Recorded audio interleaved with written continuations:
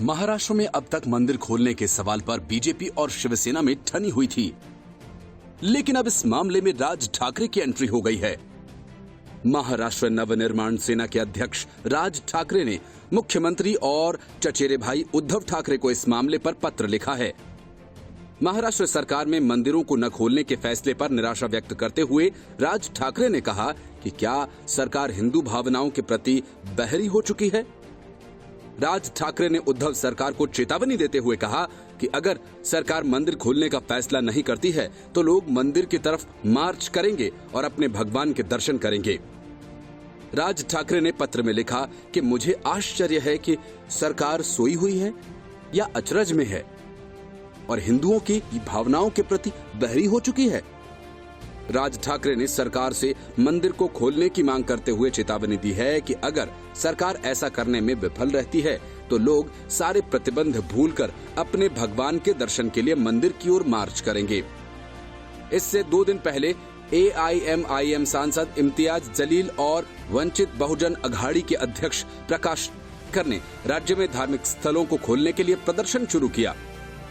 राज ठाकरे ने पत्र में लिखा है कि अनलॉक 1, 2, 3 की प्रक्रिया के दौरान कई नियमों में राहत दी गई है। मॉल्स दोबारा खोले गए और 100 लोगों की पब्लिक गैदरिंग की भी इजाजत दी गई है। राज ठाकरे ने मंदिरों को खोलने के लिए प्रोटोकॉल सेट करने की सलाह देते हुए कहा कि इन सब के बीच भक्तों को उनके भगवान से भी दूर रखा जा रहा है। मंदिरों को खोलने के लिए ऐसा विरोध क्यों? महाराष्ट्र में विपक्षी दल बीजेपी ने राज्य में धार्मिक स्थल फिर से खोलने की मांग को लेकर पिछले हफ्ते मंदिरों के बाहर प्रदर्शन किया था। विधानसभा में नेता प्रतिपक्ष देवेंद्र फडणवीस ने कहा था कि लोग जानते हैं कि मंदिर खुलने के बाद शारीरिक दूरी का किस तरह से पालन किया जाना है। शिवसेना ने इस पर पलटवार करते हुए कहा कि अगर कोरोना वायरस संक्रमण के मामलों में दोबारा विस्फोट वृद्धि हुई तो क्या वो जिम्मेदारी लेंगे? Bureau report, news of India. Doctor Kafeel Khan में प्रियंका वाड्रा की दिलचस्पी वैसी ही है जैसी भीम आर्मी वाले चंद्रशेखर आजाद रावण को लेकर दिखी थी। चंद्रशेखर आजाद और प्रियंका गांधी की मुलाकात का साफ तौर पर कोई ठोस नतीजा कभी सामने नहीं आ सका। डॉक्टर कफील खान को लेकर कांग्रेस महासचिव का इरादा बिल्कुल वैसा ही है या फिर कुछ और भी? डॉक्टर कफील खान और चंद्रशेखर आजाद रावण में उत्तर प्रदेश की राजनीति को लेकर एक खास कनेक्शन है। डॉक्टर कफील खान का मुस्लिम समुदाय से होना और चंद्रशेखर आजाद रावण का दलित तबके से आना। यूपी में दलित मुस्लिम राजनीति को लेकर मायावती ने खूब प्रयोग किए और वो फेल भी हो चुके हैं। अब मायावती अपने पुराने सोशल इंजीनियरिंग का फॉर्मूला दलित ब्राह्मण गठजोड़ में दिलचस्पी दिखा रही हैं। सपा बसपा गठबंधन खत्म कर देने के बाद अखिलेश यादव और मायावती दोनों ही एक ही रास्ते की तरफ बढ़ते नजर आ रहे हैं। अब सवाल यह है कि प्रियंका गांधी वाड्रा की यूपी पॉलिटिक्स के लिए डॉक्टर कफील खान भी भीम आर्मी के नेता चंद्रशेखर जितने ही अहम हैं या कुछ ज्यादा? कांग्रेस महासचिव प्रियंका गांधी वाड्रा ने इलाहाबाद हाई कोर्ट से कफील खान की जमानत मंजूर होने और रिहाई के आदेश आते ही ट्विटर पर लिखा था, डॉक्टर कफील खान की रिहाई के प्रयास में लगे तमाम न्याय पसंद लोगों और यूपी के कांग्रेस के कार्यकर्ताओं को मुबारकबाद। जब डॉक्टर कफील मथुरा जेल से रिहा हुए तो प्रियंका गांधी वाड्रा ने फोन कर हालचाल जाना। प्रियंका गांधी वाड्रा से फोन पर बातचीत के दौरान डॉक्टर कफील खान ने गाढ़े वक्त में सपोर्ट के लिए उनका आभार भी जताया। कांग्रेस डॉक्टर कफील की रिहाई का पूरा क्रेडिट लेने में जुटी हुई है। मथुरा के पूर्व विधायक प्रदीप माथुर और यूपी अल्पसंख्यक कांग्रेस कमेटी के अध्यक्ष शाहनवाज आलम रिहाई से पहले ही जेल पहुंच गए थे। डॉक्टर कफील के बाहर आते ही कांग्रेस नेताओं ने उनको माला पहनाई और मिठाई खिलाकर स्वागत किया और उसके फौरन बाद उनको लेकर जयपुर चले गए। राजस्थान में कांग्रेस की सरकार है और अशोक गहलोत मुख्यमंत्री हैं। मार्च 2019 में भीम आर्मी के नेता चंद्रशेखर आजाद रावण को आचार संहिता के उल्लंघन के मामले में गिरफ्तार किया गया था। जब तबीयत बिगड़ने लगी तो मेरठ के अस्पताल में भर्ती कराया गया था। तब प्रियंका गांधी वाड्रा ने अस्पताल पहुंचकर भीम आर्मी के नेता से वैसी ही कुशल क्षेम पूछी थी जैसे अभी डॉक्टर कफील खान से फोन पर। प्रियंका गांधी की चंद्रशेखर से मुलाकात से बीएसपी नेता सबसे ज्यादा गुस्से में रहे। तब भी और बाद में दिल्ली में चंद्रशेखर के प्रदर्शनों को मायावती रिजेक्ट करती रही। और बहुजन समाज को ऐसे लोगों से सावधान रहने की सलाह भी देती रही हैं। तब तो मायावती इतने गुस्से में थीं कि अमेठी और रायबरेली में राहुल गांधी और सोनिया गांधी के खिलाफ उम्मीदवार उतारने पर तुली हुई थीं और उसके लिए अखिलेश यादव को काफी मेहनत करनी पड़ी। अब सवाल ये उठ रहे हैं, क्या डॉक्टर कफील खान के साथ भी कांग्रेस वैसा ही करने जा रही है? कफील को हाथों हाथ कांग्रेस इसलिए भी ले रही है क्योंकि 2022 की तैयारी कर रही प्रियंका गांधी की नजर यूपी के करीब 20% मुस्लिम वोटर्स पर है।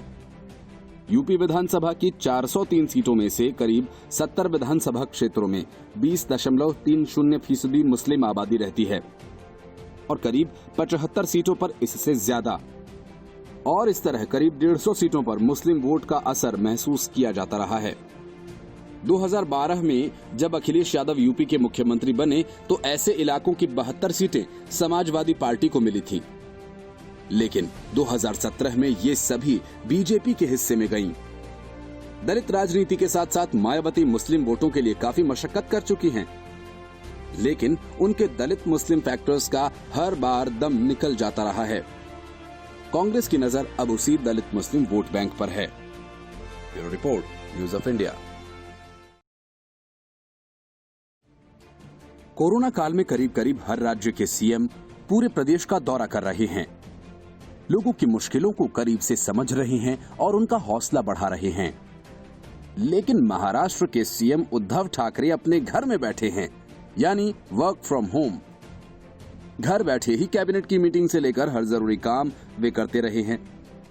अब उद्धव ठाकरे के सेल्फ क्वारंटीन स्टाइल की आलोचना विपक्षी बीजेपी के साथ ही सहयोगी एनसीपी के चीफ शरद पवार भी करने में लगे हैं, जो खुद अधिक उम्र से जुड़े खतरे के बावजूद लोगों के बीच जा रहे हैं। उद्धव ठाकरे बड़ी मुश्किल से जब घर से बाहर निकलते हैं तो मंत्रालय जाते हैं, वीडियो कॉन्फ्रेंसिंग के जरिए कैबिनेट बैठक में शामिल हो रहे हैं। अधिकारियों के साथ 1-to-1 बैठक या तो मातुश्री में हो रही है या फिर दादर में मेयर के बंगले पर, जिसे दिवंगत बाला साहब ठाकरे के मेमोरियल के तौर पर नामित कर दिया गया है। मुख्यमंत्री उद्धव ठाकरे हैं कि अपने घर से बाहर कदम नहीं रख रहे और राज्य का दौरा नहीं करने को लेकर काफी आलोचना भी हो रही है। उद्धव का कुछ साल पहले एंजियोप्लास्टी का ऑपरेशन हुआ था, उनके शरीर में 8 स्टेंट्स पड़े हुए हैं।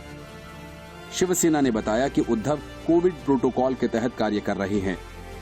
कुछ दिन पहले ही शरद पवार ने कहा था कि उद्धव ठाकरे राज्य के मुखिया हैं और कोरोना काल में एक जगह बैठकर स्थिति पर निगरानी रख रहे हैं।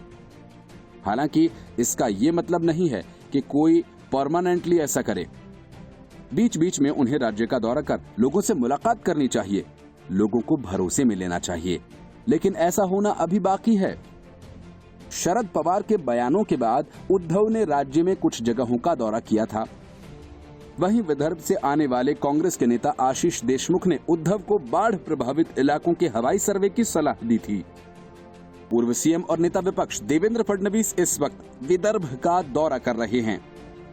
बीजेपी नेता प्रवीण दारेकर ने उद्धव की आलोचना करते हुए कहा कि महाराष्ट्र के इतिहास में उद्धव ठाकरे सबसे ज्यादा घर में रहने वाले सीएम हैं। उन्हें ऐसे मुख्यमंत्री के तौर पर याद किया जाएगा जो घर से बाहर ही नहीं निकला हो और लोगों के साथ किसी भी तरह का संपर्क भी न बनाया हो। हालांकि शिवसेना सांसद संजय राउत ने उद्धव का बचाव करते हुए कहा कि इस समय उद्धव और पीएम नरेंद्र मोदी दोनों ही एक तरह से काम कर रहे हैं। उद्धव के राजनीतिक प्रतिद्वंदियों को तो ये पता होना चाहिए कि प्रधानमंत्री और गृह मंत्री दिल्ली में ही बैठकर काम कर रहे हैं। लगभग सभी मुख्यमंत्री एक ही तरीके से काम कर रहे हैं। सीमा पर जारी गतिरोध के बीच भारत ने पबजी समेत 118 और चीनी मोबाइल ऐप्स को बैन कर दिया। इससे चीन तो भड़का ही, लेकिन भारत की सबसे पुरानी पार्टी कांग्रेस को भी मिर्ची लगी। इससे पहले भी भारत ने टिकटॉक सहित 59 ऐप्स को बैन किया था, तब भी कांग्रेस को यह बात बुरी लगी थी। चीन के साथ कदम ताल करती कांग्रेस को मोदी सरकार का यह फैसला भले ही अच्छा न लगा हो, लेकिन देश भर के तकरीबन सभी लोग इसका स्वागत कर रहे हैं। तमिलनाडु कांग्रेस के वर्किंग प्रेसिडेंट मोहन कुमार मंगलम ने इसका विरोध किया है। राज्य प्रोफेशनल कांग्रेस के अध्यक्ष मोहन कुमार मंगलम ने ट्वीट करते हुए लिखा है कि चीन में इंटरनेट राष्ट्रवाद भारत विरोधी नहीं था ये चीन समर्थक था। भारत में इंटरनेट राष्ट्रवाद भारत समर्थक नहीं है, ये चीन विरोधी है। मोहन कुमार मंगलम ने महाराष्ट्र कांग्रेस के नेता मिलिंद देवड़ा के एक ट्वीट को रीट्वीट करते हुए ये बात कही है। मिलिंद देवड़ा ने अपने ट्वीट में लिखा था कि इंटरनेट राष्ट्रवाद ने चीन को दुनिया के शीर्ष 10 टेक कंपनीज में से 5 बनाने में मदद की है। अब 118 चीनी ऐप्स पर प्रतिबंध से भारत उद्यमी विश्व स्तरीय उत्पादों और कंपनीज का निर्माण कर सकेगा।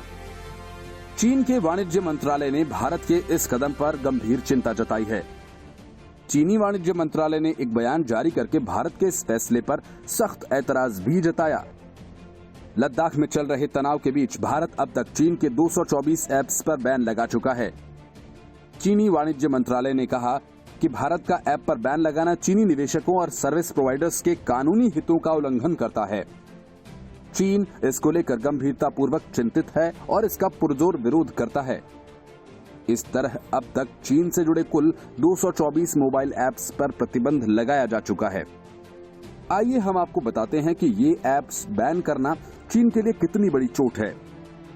इसके जरिए भारत क्या संदेश देना चाहता है। बुधवार को जिन मोबाइल ऐप्स पर प्रतिबंध लगाया गया उनमें पबजी लाइट समेत Baidu express edition, Alipay, Tencent watch list, FaceU, WeChat reading, government WeChat, Tencent Weiyun, APUS launcher pro, APUS security, cut, ShareSave by Xiaomi और कैम कार्ड जैसे ऐप्स शामिल हैं। इसमें से ज्यादातर ऐप्स के भारत में बड़ी तादाद में यूजर्स थे। कई भारतीय युवाओं को तो लोकप्रिय गेमिंग ऐप पबजी की एक तरह से लत ही लगी हुई थी। अगर भारत में पबजी ऐप के डाउनलोड की बात करें तो इसे 5 करोड़ से ज्यादा बार डाउनलोड किया जा चुका था। भारत में उसके 3 करोड़ 30 लाख एक्टिव यूजर्स थे, जो बहुत बड़ी संख्या है। अब इन पर प्रतिबंधों से चीनी कंपनीज की कमाई सीधा प्रभावित होगी। Bureau report, news of India. UP में मुस्लिम वोट के 1-2 नहीं बल्कि 4 सौदागर चक्कर काट रहे हैं। मायावती, अखिलेश यादव, प्रियंका वाड्रा और असदुद्दीन ओवैसी, इन सबको थोक के भाव में मुस्लिम वोट चाहिए। यही वजह है कि ताजा रिहा हुए कफील खान को लेकर इन पार्टीज में छीना झपटी मची हुई है। प्रियंका वाड्रा कफील खान को फोन करके हालचाल ले रही हैं। रिहाई के बाद कफील खान को सीधा गहलोत की पनाहगाह में इसी वजह से पहुंचा दिया गया है। अब प्रियंका वाड्रा की दिलचस्पी कफील के सहारे मुस्लिम वोट्स पर हाथ साफ करने की है, तो सारे कांग्रेसी कफील का गुणगान गाने में जुट गए। हाई कोर्ट के आदेश के बाद विवादित चिकित्सक कफील खान को मथुरा कारागार से रिहा किया गया। नेशनल हेराल्ड के संपादक मृणाल पांडे को मुख्यमंत्री योगी पर हमला करने और अपनी भड़ास निकालने का मौका मिल गया। कफील खान की रिहाई से मृणाल पांडे इतनी खुश हुई हैं कि कफील खान की तुलना भगवान श्री कृष्ण से कर दी, और वो इतने पर ही नहीं रुकी। इसके बाद उन्होंने ये भी कह डाला कि जैसे श्री कृष्ण ने कंस का अंत किया था, ठीक वैसा ही कफील भी बच्चों के हत्यारे से मुक्ति दिलाएंगे। इस ट्वीट के बाद सोशल मीडिया पर लोगों ने मृणाल पांडे की जमकर लताड़ लगाई। कई लोगों ने मृणाल पांडे को महाभारत पढ़ने की सलाह दी। साथ ही उन पर देश विरोधी ताकतों को हीरो बनाने का आरोप भी लगाया। बता दें कि नागरिकता संशोधन कानून और सीएए को लेकर भड़काऊ भाषण देने के आरोप में जेल में बंद डॉक्टर कफील खान को इलाहाबाद हाई कोर्ट ने बड़ी राहत प्रदान की थी। मामले की सुनवाई करते हुए कोर्ट ने कफील खान को अविलंब रिहा करने के आदेश दिए। Bureau report, news of India. Kangana Ranaut के खिलाफ संजय राउत का साथ देने के लिए अब महाराष्ट्र के होम मिनिस्टर अनिल देशमुख भी सामने आ गए हैं। अनिल देशमुख ने कहा कि अभिनेत्री कंगना रनौत को महाराष्ट्र या मुंबई में रहने का कोई हक नहीं है। इसके पहले कंगना रनौत ने अपने एक ट्वीट में कहा था कि उन्हें मूवी माफिया से ज्यादा मुंबई पुलिस से डर लगता है। उनके इस बयान को लेकर अनिल देशमुख ने कहा कि मुंबई पुलिस की तुलना स्कॉटलैंड यार्ड पुलिस से होती है, लेकिन कुछ लोग मुंबई पुलिस को निशाना बनाने की कोशिश कर रहे हैं। एक आईपीएस अधिकारी इसके खिलाफ अदालत में गए हैं। उन्हें महाराष्ट्र या मुंबई में रहने का कोई अधिकार नहीं है। ये बात और है कि सुशांत सिंह राजपूत मामले में मुंबई पुलिस की पोल पूरी तरह से खुल गई है। अपने एक ट्वीट में कंगना ने शिवसेना के सीनियर नेता संजय राउत पर निशाना साधते हुए मुंबई की तुलना पीओके से कर दी है। उन्होंने कहा था कि शिवसेना नेता संजय राउत ने मुझे खुली धमकी दी है और कहा है कि मैं मुंबई वापस न आऊं। पहले मुंबई की सड़कों पर आजादी के नारे लगे और अब खुली धमकी मिल रही है। ये मुंबई पाकिस्तान अधिकृत कश्मीर की तरह क्यों लग रहा है? शिवसेना नेता संजय राउत ने कंगना के आरोपों पर कहा कि आप महाराष्ट्र का अपमान करने की कोशिश कर रहे हैं। जरूर कोई राजनीतिक दल या ताकत है जो उन्हें समर्थन दे रहा है, तभी वो इस तरह से बोल रही हैं। मुंबई और मुंबई पुलिस की छवि खराब करने के लिए एक साजिश रची जा रही है। कंगना रनौत ने ट्वीट किया है, मैं देख रही हूं कि कई लोग मुझे मुंबई वापस न आने देने की धमकी दे रहे हैं, इसलिए मैंने तय किया है कि 9 सितंबर को मुंबई वापस आऊंगी। मैं मुंबई एयरपोर्ट पर पहुंचकर टाइम पोस्ट करूंगी। किसी के बाप में हिम्मत है तो रोक ले। कंगना के बयान पर संजय राउत ने कहा कि कंगना ने महाराष्ट्र का अपमान किया है और मुंबई पुलिस का अपमान किया है। वे अगर हिमाचल से सुरक्षा ले रही हैं, तो अब ये उनकी जिम्मेदारी है। हमने ये नहीं कहा कि उनके साथ हमारी व्यक्तिगत दुश्मनी नहीं है, लेकिन उन्हें इस तरह की भाषा का प्रयोग नहीं करना चाहिए।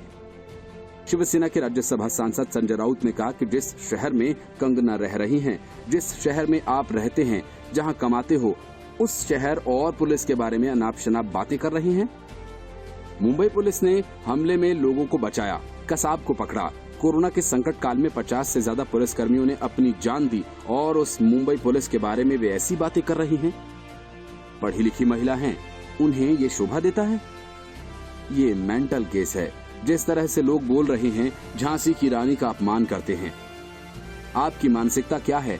धमकियां देना मेरा काम नहीं है। हवा में तलवार चलाना, हवा में बंदूक चलाना हमारा काम नहीं है। संजय राउत ने कहा कि जिस तरह की भाषा का वो प्रयोग कर रही हैं, हम लोग नहीं कर सकते। उन्होंने कहा कि वो जिस थाली में खा रही हैं, उसी में थूक रही हैं। कुछ राजनीतिक दल उनका समर्थन कर रहे हैं। अगर वे पीओके जाना चाहती हैं तो 2 दिन के लिए चली जाएं। हम ही पैसा दे देंगे। एक बार देख लें पीओके क्या है, वहां कैसा है। Bureau report, news of India.